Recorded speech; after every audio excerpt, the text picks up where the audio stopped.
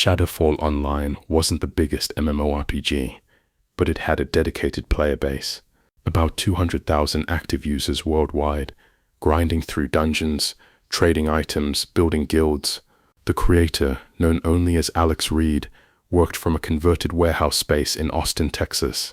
Small operation, just him, 2 junior developers, and a community moderator. Indie success story. One guy who'd built something people loved. Alex was known in gaming circles as a brilliant but reclusive developer. He rarely did interviews, never attended conventions, communicated with his community only through patch notes and occasional forum posts. Alex is old school, players would say, lets the game speak for itself. What players didn't know was that Shadowfall's code was unlike any other game in its category. The architecture was unnecessarily complex. The encryption protocols were military grade. The server infrastructure could handle 10 times the current player load. Why so much overhead? His junior developers would ask, "We've only got 200k players. This could support millions." Future-proofing, Alex would say. Never know when we might go viral. But the truth was simpler and far more complicated. Alex hadn't built a game. He'd built a surveillance system disguised as entertainment. Dr. Sarah Kim was a computer science professor at UT Austin who studied online behavior and gaming psychology. She'd been using Shadowfall as a case study for her research on virtual economies and player interaction patterns. When she examined the game's architecture for her research, something bothered her. The code structure was far more sophisticated than necessary for an indie MMORPG. "Alex, can I ask you something?" Sarah said during one of their research collaboration meetings. "Your encryption protocols are insane. You're using techniques I've only seen in government security systems." Alex shrugged. Players care about account security, wanted to make sure their progress was protected. "But you're using RSA 49.6 encryption for player chat. That's overkill for a game. That's the kind of security banks use. Can't be too careful with user data." But Sarah noticed other things. The server logs showed unusual traffic patterns, players spending time in obscure game areas that had no rewards or objectives, trade patterns that made no economic sense. "Why would someone trade 50 rare items for a single common dagger?" Sarah asked. "That's either stupidity, or what, or the trade isn't really about the items." Sarah ran the trade data through her research algorithms. The patterns were too consistent to be random, too deliberate to be explained by gameplay. "Alex, I think some of your players are using the game for something other than playing." "Like what?"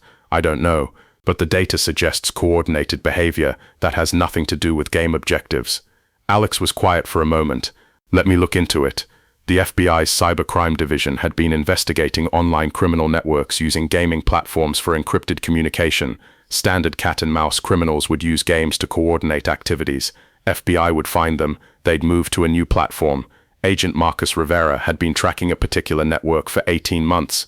Money laundering, identity theft, coordinated phishing campaigns. The group was sophisticated, always staying one step ahead. They communicated through various channels. But recently, traffic analysis suggested they'd moved operations into an online game, Shadowfall Online. "Gaming platforms are harder to monitor," Marcus explained to his team.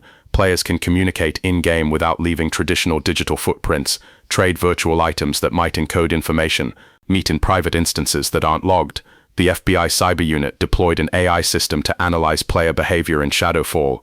The program could detect anomalous patterns, players who weren't really playing, just using the platform for communication. What the AI found was extraordinary. The system identified a group of about 300 players whose behavior was completely inconsistent with normal gameplay. They gathered in specific areas, executed trade sequences that made no sense economically, and used in-game chat in ways that suggested encoded communication. But here's what shocked Marcus. The AI also identified another user tracking the same group, someone monitoring the suspicious players, logging their behavior, mapping their network, a user with administrator privileges. The game's creator, Alex Reed. The AI had discovered something else. Alex Reed's coding fingerprint, the unique way he structured software, matched patterns found in classified NSA security tools from the early 2000s. "Pull everything on Alex Reed," Marcus ordered. "I want to know who this guy really is." The FBI's background check revealed that Alex Reed was a carefully constructed identity from 2003, but facial recognition and digital forensics traced him back further. Alexander Reed was actually Alexander Reese, former NSA cybersecurity specialist. He'd worked on some of the agency's most classified programs before leaving in 2002 under circumstances that weren't publicly documented. Marcus decided on a direct approach. He showed up at Alex's warehouse office with credentials and questions. "Mr. Reese," Marcus said, deliberately using the old name, "we need to talk about your game." Alex looked at the FBI badge, unsurprised, wondered when someone would finally notice. "Notice what?" "That you're running an NSA-level surveillance operation disguised as an indie MMORPG. That I'm tracking the same criminal network you are," Alex corrected, "have been for 3 years. Marcus stared at him. "You've been running an unauthorized investigation. I've been playing a game, and some of my players happen to be criminals. Not my fault they chose my platform for their activities. The AI says you're actively monitoring them, logging their communications, mapping their network. I'm protecting my game from exploitation," Alex said carefully. "Part of my job as developer is detecting unusual behavior that might harm the community." Marcus wasn't buying it. Why would an ex-NSA cyber specialist spend 20 years building elaborate game infrastructure just to catch criminals? Alex was quiet for a long moment. Then he opened his laptop and pulled up files that made Marcus's breath catch. Detailed dossiers on 300 players, real identities, locations, criminal activities, 3 years of systematic documentation. "I didn't build this game to catch criminals," Alex said. "I built it to catch a specific criminal. The network you're chasing, they're just the crew. I'm after the boss." Alex's story came out slowly. In 2001, while working at the NSA, he'd been part of a team investigating early cybercrime networks. They'd identified a hacker known only as Phantom, someone orchestrating major financial crimes from behind layers of encryption and proxy servers. "We got close," Alex explained. "Really close. Had enough to identify Phantom's location, probably his real identity. Then someone inside the investigation leaked our progress. Phantom disappeared. 3 months later, I found evidence the leak came from within the NSA. You're saying there was a mole. I'm saying someone with high-level clearance warned Phantom we were coming. After that, I couldn't trust official channels, so I left." Alex had spent 2 years building Shadowfall Online from scratch, not as a game, but as a honeypot, an irresistible platform for the kind of sophisticated criminal network that Phantom would eventually use. "Gaming platforms are perfect for encrypted communication," Alex continued. "I knew Phantom would eventually move operations into one, so I built the best one, made it secure enough that criminals would trust it.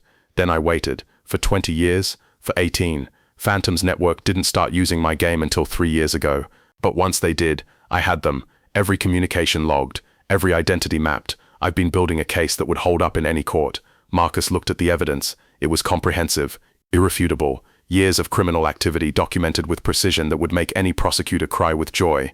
"Why not come to us?" Marcus asked. "Because I still don't know who the mole was. For all I know, you're part of the same network." "I'm not." "Prove it," Alex said. "Help me bring them in. Use my evidence, but keep my involvement quiet. If Phantom figures out I've been tracking him, he'll disappear again." The joint operation took 3 months of planning. FBI cybercrimes, NSA cooperation, international law enforcement coordination. They couldn't just arrest the 300 network members. They needed Phantom, the person coordinating everything. Alex's data showed the network structure, lower-level criminals doing the actual work, mid-level coordinators managing operations, but at the top, one user who never directly participated, but whose fingerprints were all over the coordination patterns, a player account called Nullpointer. "I've been trying to trace Nullpointer for 3 years," Alex explained. "He uses the most sophisticated anonymization I've ever seen, routes through multiple VPNs, Tor networks, compromised servers worldwide, but he made one mistake." "What mistake?" "He plays the game. Not much, but sometimes. And when you actually play, move through the world, interact with systems, you leave behavioral fingerprints. The AI found them. The AI had analyzed Nullpointer's movement patterns, combat style, decision-making algorithms, then compared them to every other player in the game. Behavioral biometrics, as unique as a fingerprint, impossible to fake. The AI matched Nullpointer to another account, a low-level player who'd been in the game since launch, someone who seemed like a normal user, grinding levels and trading items like everyone else, but the behavioral patterns matched perfectly. Same person, 2 accounts, one for legitimate play, one for criminal coordination. "Got him," Alex said, looking at the data. "Phantom is actually playing my game, has been for years." The arrest happened during a coordinated global operation. 300 members of the criminal network in 45 countries, all taken down simultaneously. Most didn't even realize they'd been compromised until agents were at their doors. But Phantom was special. He deserved a personal touch. Marcus and Alex went together. Phantom's real identity, David Brennan, 52-year-old software consultant in Portland, lived in a nice suburban house, drove a Tesla, coached his daughter's soccer team. Nobody would ever suspect he was running a cybercrime empire. When they knocked on his door with a warrant, Brennan didn't run, didn't resist, just looked at Alex with recognition. "You," Brennan said, "you're Reese. I knew someone was watching, but I couldn't figure out how. You built the whole game just to catch me. Built it to be so good you couldn't resist using it." Alex corrected. "Took 18 years, but you finally took the bait. How did you find me? I covered every track, used every protocol. You made one mistake," Alex said. "You actually played the game, and your playstyle is as unique as your fingerprint. The AI found it." Brennan smiled bitterly. "Killed by behavioral analytics. Ironic. I taught you half those techniques back at the NSA, which is how I knew you'd leak the investigation back in 2001. You always prioritized your own network over the agency's interests." The case made international news, biggest cybercrime takedown in FBI history. $2.3 billion in assets seized, 300 arrests worldwide. Alex Reed's identity remained classified. As far as the public knew, the FBI had cracked the network through standard investigation, but inside law enforcement and cybersecurity circles, the story spread. The former NSA analyst who'd spent 20 years building a game just to catch one criminal, most elaborate long game in law enforcement history, one analyst noted. He literally invented a platform, built a community, created a functioning economy, all to create a trap sophisticated enough to catch a ghost. The FBI offered Alex a position, full reinstatement, consultancy role, name your terms contract. Alex declined.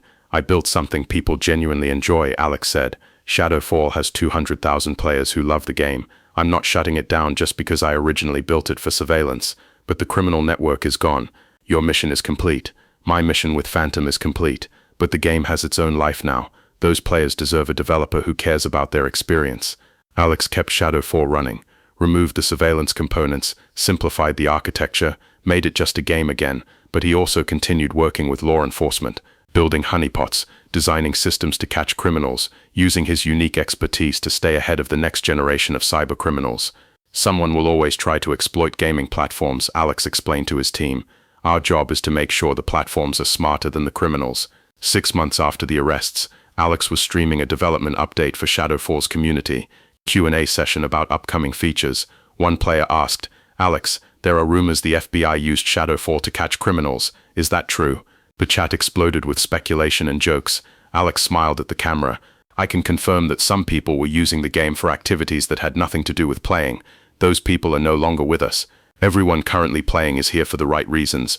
Were you working with the FBI? I was protecting my community. Sometimes that means working with authorities, but mostly it means building systems that make exploitation difficult and detection easy." "That's not really an answer." "No," Alex agreed. "It's not, but it's the only one you're getting." After the stream, Alex looked at his code. Years of work, thousands of hours building something that was simultaneously a game and a trap. Most players would never know, would never understand that their guild chat was encrypted with NSA-level protocols, that their trade systems had forensic logging built into every transaction, that the game they loved was designed by someone who understood surveillance better than entertainment. But that was okay. They were safe, they were having fun, they were protected, and somewhere in the world, the next Phantom was planning their next move, building their network, exploiting new platforms, thinking they were invisible. Alex would be ready, because once you've spent 20 years catching one ghost, the next one doesn't seem quite so impossible. The game designer who was actually hunting cybercriminals represents something important about patience, expertise, and the long game. Some investigations take weeks, some take years. Alex's took 2 decades, and the question isn't whether that's dedication or obsession. The question is, what would you do if you knew a criminal was out there, and you knew you were the only one who could catch them? Would you let it go? Or would you build an empire just to lay a trap? This is AI Human Stories, where the games people play aren't always what they seem. If you've ever wondered what's really happening in your favorite online platform, you're not alone. Subscribe for more stories about the hidden systems protecting you from threats you never knew existed. Stay safe out there, and maybe think twice about that weird trade offer you got in-game.